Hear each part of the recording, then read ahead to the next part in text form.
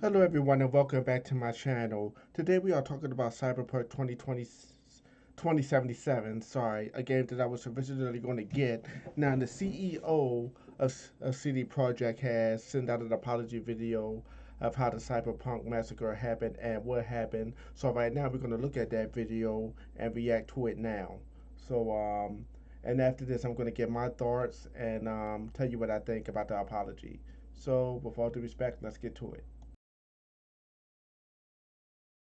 Hey everyone, my name is Marcin Iwiński and I'm the co-founder of PROJEKT. When I started PROJEKT 25 years ago, one of its founding principles was honest and direct communication with gamers. When PROJEKT Red, the game development part of PROJEKT, was born, it added something important to that principle, the ambition to make the best games in the world. It became our mission and something that guided us up until now. Based on that legacy of genuine and honest communication, you've trusted us and pre-ordered our game. And despite good reviews on PC, the console version of Cyberpunk 2077 did not meet the quality standard we wanted it to meet. I and the entire leadership team are deeply sorry for this, and this video is me publicly owning up to that. Please don't fault any of our teams for what happened. They all are incredibly talented and hardworking. Myself and the board are the final decision makers, and it was our call to release the game. Although, believe me, we never ever intended for anything like this to happen. I assure you that we'll do our best to regain your trust. Now I'd like to tell you how the situation looked like from the inside.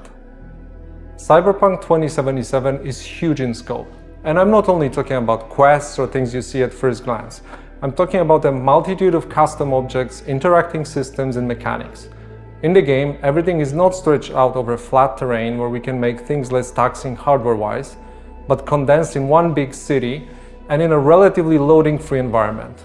On its own, this is a challenge, but we made it even more difficult for ourselves by wanting to make the game look epic on PCs and then adjusting it to consoles, especially old gens. That was our core assumption, and things did not look super difficult at first. We knew the hardware gap, yes, but ultimately, I think that time has proven that we've underestimated the task. To give a concrete example and the main culprit, we had to constantly improve our in-game streaming system for all-gen consoles. Streaming is responsible for feeding the engine with what you see on screen, as well as the game mechanics. And since the city is so packed and the disk bandwidth of all-gens is what it is, it constantly challenged us. Every change and improvement needed to be tested, and as it turned out, our testing did not show a big part of the issues you experience while playing the game. As we got closer to the final release, we saw significant improvements each and every day, and we really believed we would deliver in the final Day Zero update. Now let's talk about the review process. We started sending our PC review keys in the first days of December. On launch day, December 10th, we hit the ground running with a really good start on PC. While not perfect, it's a version of Cyberpunk we are very proud of. At the same time, we're fighting for quality on all-gen consoles till the very last moment. And every extra day of us working on the Day Zero update brought visible improvement. This is why we started sending console review keys on the 8th of December, which was later than we originally planned. This all happened while working from home with all the challenges resulting from the COVID-related restrictions.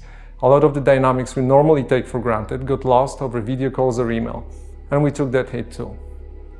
Now I'd like to tell you about our plans for the future and present a path for Cyberpunk 2077 on consoles and PC. We have already released 3 hotfixes improving the game, but that's just the beginning. Our ultimate goal is to fix the bugs and crashes gamers are experiencing across platforms. Please expect bigger and smaller patches on a regular basis. The first update will be dropping within 10 days, and it will be followed by another, more significant one in the following weeks. We will, of course, continue to work on the game in future updates and improvements beyond that.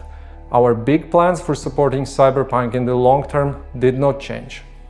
As for the free DLCs, our initial plan was to deliver them just after the release, much like we did with The Witcher 3.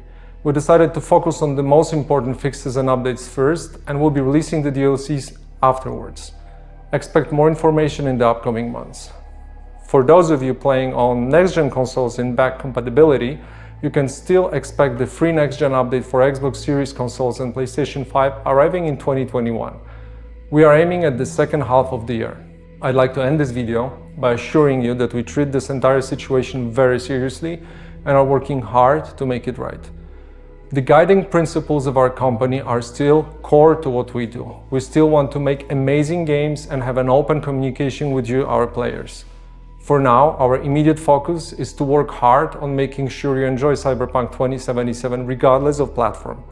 Beyond Cyberpunk, we have many plans for the future, which we'll share more about when we're ready. Thank you for taking the time to watch this video.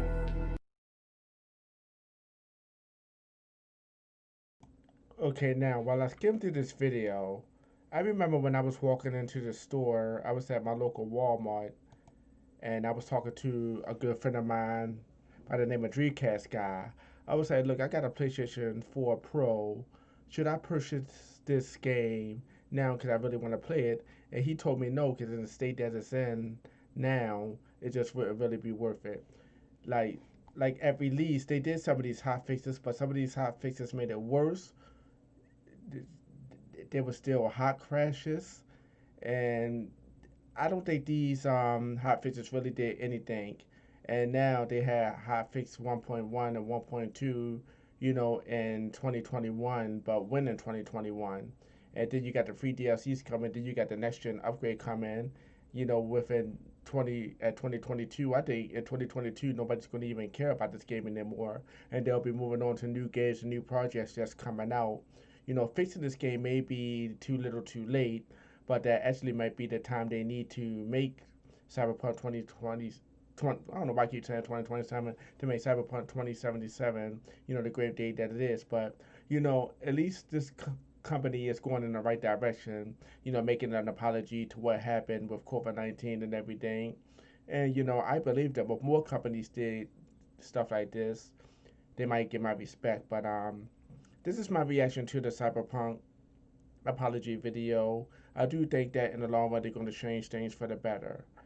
But if you like the video, please like and share and hit that subscribe button for more reviews like this. This won't be the last one, but I just think I should have added my 2 cents in this a long time ago, and here it is now. Now, on my future, regarding my channel, I don't think Cyberpunk 2077 is going to be showed on my channel anytime soon with newer projects that are coming. And if it does come up, it'll probably be on the back burner like way, way, way down the line. So, I hope everybody have a happy new year. See you next time and have a good day.